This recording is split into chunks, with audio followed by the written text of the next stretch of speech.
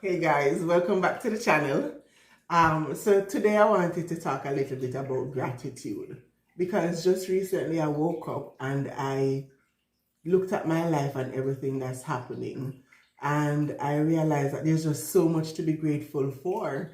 I am doing things and experiencing things that I once wished for, and I didn't realize because I was just so busy, constant go, go, go. So I didn't get a chance to sit back and just enjoy what's happening, right? And I realized that no, I'm living a life of impossibilities. And what I mean by that is, I'll give you several scenarios that we have all heard or we're accustomed to. Let's say, for instance, you know this guy and people are always saying he's not going to amount to anything because look at the family that he's from. But then one day something in his mind clicks, he leaves the toxic environment and he goes off to very much become something or somebody.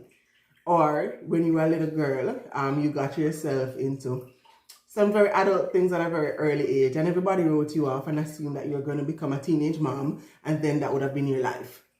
But then something also clicked, and you went off to college, you got your master's or your PhD, and you became something. You were the first person in the family to become something. Or you were that little girl growing up and you had a stay-at-home mom who was bomb, who was always present and available for you and your siblings. And that was your first role model. And your dream in life was to become that, was to become a stay-at-home mom so you could take care of your family. And then in your early 20s, you get diagnosed with something like PCOS or endometriosis. And because it wasn't properly explained to you, you felt like it was a death sentence. So now your dreams of becoming a mom and all of that is almost like it's gone through the door. But then, as God would have it, you'd meet the perfect person and boom, in no time you'd get pregnant naturally. No IVF, no fertility treatment. I got pregnant with 1, 2, or even 3, or whatever. So now I am looking at my life, and one of those scenarios somewhat fit my life. Because in my 20s, I too was diagnosed with PCOS, and it was a little bit hard for me because there was a point where I wanted this huge family, and then I didn't, and then I wanted it, and then I moved to the States, and I realized the environment here is very different from what I'm accustomed to. I didn't have the village and the support system and everything, and then there are just some things that are present here that I don't necessarily agree with as it relates to kids, and I was like, nah, I'm good. So fast forward, early March, I took a trip to Jamaica, and I came back, and I felt like death. And I literally would believe more that I was dying than God was blessing me with a miracle. Because if you know me, you know I'm a workaholic. So I was at work, and every day I just felt like I was going to fall out, to the point where there were days I would not want to go to my bed because I felt I wasn't going to wake up because I was so tired and I felt like I was just going to sleep away. I know that sounds sad and everything, but that was what was going through my mind. So one day I came home and I was going through my drawer and I found a pregnancy test, and I was like, you know what the heck, whatever, let's just do it. Did the test, sat on the toilet. In 0.2 seconds, it had 2 lines. One was very faint and the next one was very bright. So like, man, I threw that test across the bathroom. It was not even funny. And I went to lay down. 30 minutes later, God was like, so we're just not going to acknowledge the test. I was like, this don't make no sense. This don't make no sense. It's impossible. So, of course, I started to bawl. I couldn't do nothing but bawl because I didn't want to do it myself. So I called my partner who was in Jamaica at the time. Couldn't get him. This was like minutes to 10. Then I called my best friend, bawling. Damien answered the phone, which is her husband. And he's like, she's asleep. I'm like, I know she's asleep. She goes to her bed at 7:17 every day. Please wake her up. Wake her up. Her and I were talking. And I was just bawling for like maybe 3 minutes. I didn't tell her what was happening. And then she was so positive. It's going to be okay. Blah, blah, blah. Didn't want to hear that. Hung up. Called my sister. My sister was like, yo, what is happening? She lives 2 streets over. That girl was at my house in 0.2 seconds. When she came through the door, I didn't tell her what was happening. We sat. I was just bawling. She was looking at me all confused.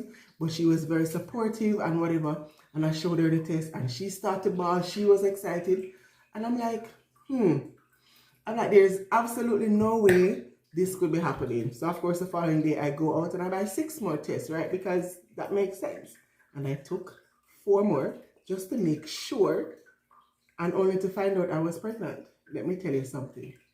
The joy and confusion and just absolute, I don't even know that I felt in my heart. I can't explain it. Because God and I have had this conversation several times, and I said, please don't let me be a parent until you know I am properly prepared mentally, because I'm going to be the mom up that school in my bonnet and my furry robe and slippers, stamping my feet because my kid came home and told me a little 4-year-old on the playground did something. Because I'm like, yo, show me that little 4-year-old trick. What's popping? I'm going to be that parent. I have no rationale. I am the shoot first, ask question later. And I'm just like, there's no way he can think that I'm 100% ready for this responsibility. And I just accepted it, and as the months went by, I chose to keep it private because I honestly wasn't sure what was going on. I know that sounds stupid, but I was just so, I wanted to be so protective of this situation that I only told a handful of people, and then thankfully, them not chat too much, so everybody kept my secret. But now I'm about to be somebody's whole mom. And I don't even know what that means. I don't know what life will look like. I already have insomnia, so I can't imagine even more sleepless nights. But I'm so excited. I'm so grateful. And that's why when I filmed the first 2 videos, you heard me behind the scenes sounding like a whole dinosaur. And my energy level is just almost non-existent. So that's what's going on. So I'm going to be somebody's whole mom. So see this foolishness right here?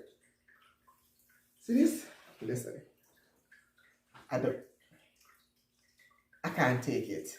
Cannot take it. So this is why all the DIY projects and gardening and everything will be delayed. DIY projects all over the house, but there's lots more to come. But again, bear with me while I go through this transition, because it's a lot and I'm tired. Okay, this is exhausting and I'm just sitting here doing nothing. And for all my friends and family that kind of kept their mouth closed, appreciate it. So yeah, anyways, thank you for stopping by. Wow, good. And remember, take care of yourselves and each other. Later.